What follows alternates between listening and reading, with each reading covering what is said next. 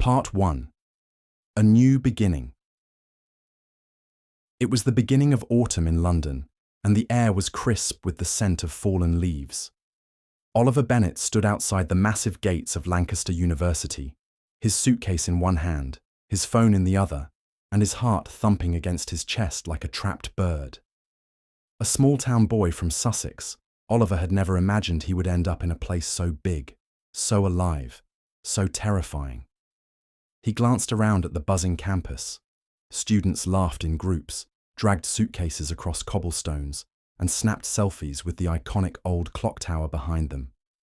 Everyone seemed to belong, except him. His first week was a blur.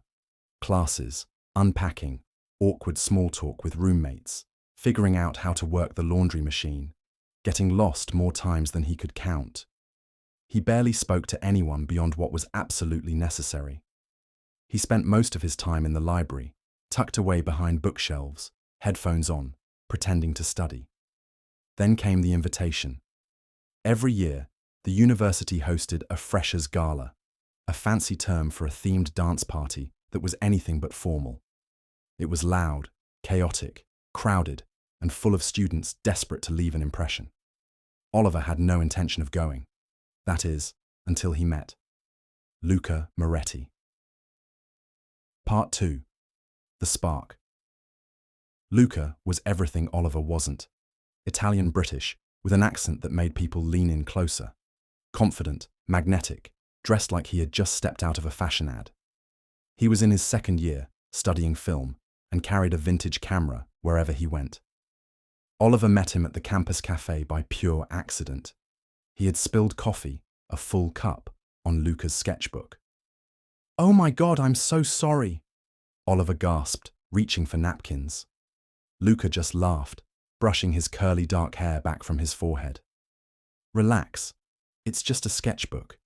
Gives it character." They sat together after that, talked about movies, music, and how bad the coffee actually was. Luca had a way of looking at you like he was reading a story no one else could see. By the end of the conversation, Luca had leaned in and said, "You're coming to the Freshers Gala, right?" Oliver hesitated. "Parties aren't really my thing." Luca smiled, eyes twinkling. "Come anyway. I'll be there. You won't regret it." Part 3. Freshers Gala Night. Oliver almost didn't go. He stood in front of the mirror for nearly an hour, debating.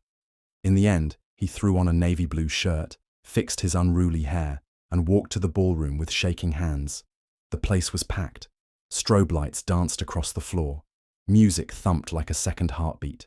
And there, near the bar, was Luca, surrounded by people, smiling that dangerous smile. When Luca saw him, he broke away from the crowd and walked straight up. "You came," he said, and Oliver could swear the whole room dimmed around them. They danced, at first awkwardly, then more freely. Luca spun him, teased him, pulled him closer. Every touch was electric. Every glance lingered longer than necessary. After a slow song started playing, Luca leaned in. His lips brushed against Oliver's ear as he whispered, "Come with me." Part 4. The Rooftop. They slipped out a side door, climbed a narrow staircase, and emerged onto the rooftop. The city lights shimmered beyond the trees. The music below became a soft echo. Luca sat on the ledge, legs dangling. Oliver stood beside him, unsure what to say. Luca looked up. "Do you always overthink everything?" Oliver chuckled. "Yes, it's kind of my thing." Luca patted the space beside him. Oliver sat. Silence fell, but it wasn't uncomfortable. It was the kind of silence that hums with unsaid things. "I like you," Luca said suddenly. "Since the cafe." Oliver's breath caught. "You don't even know me." "Maybe, but I'd like to, if you'll let me." And then Luca leaned in. Their first kiss wasn't perfect. It was hesitant, curious, trembling, but it felt right, like pages clicking into place. Part 5. After the kiss. They sat there for hours, talking, laughing, sharing stories. Luca told him about growing up in Rome before moving to London. Oliver talked about his quiet life in Sussex, his love of poetry, and how he'd never kissed anyone before. Luca smiled. Then I'm honored. In the weeks that followed, they met almost every day, studying in the library, watching indie films, sharing earbuds under trees. And slowly, Oliver bloomed, like a shy flower finally feeling the sun. He stopped hiding, started smiling more, talking more, living more. Part 6. The Change. Not everything was easy.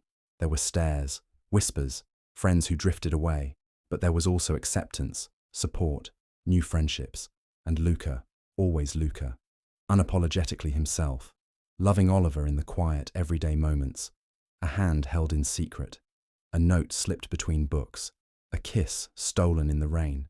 By winter, they were inseparable. Part 7. Full Circle. One evening, as snow began to fall, they returned to that same rooftop. The city below sparkled. Oliver leaned into Luca's shoulder. "You know," Oliver whispered, "I almost didn't come that night." Luca smiled. "I know, but you did, and that changed everything." He pulled Oliver close, kissed his forehead, and whispered, "Happy first kiss anniversary." The end.